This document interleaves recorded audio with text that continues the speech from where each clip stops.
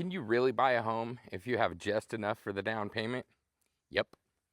Say you're buying a home for $550,000 here in Clackamas County. If you're putting down 5%, that's about $27,500. But then you're going to have those closing costs, typically between 2 and 4% of the purchase price, right? That's over 40 grand. So there are a couple of things that you can do to keep the closing costs from coming out of your pocket. Maybe you had no idea. Depending on the home and the market, we may be able to negotiate seller credits that help cover some of those closing costs. And if not, depending on the home, you could finance them in. There's only about two things that you can't finance in. That's the inspections and sometimes the appraisal fee.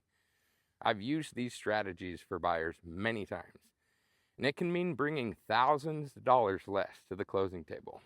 That's why every buyer's situation is different. Every house is different. Every market can be different. Before you assume that you can't afford a home, sit down and run the numbers. You might be closer than you think.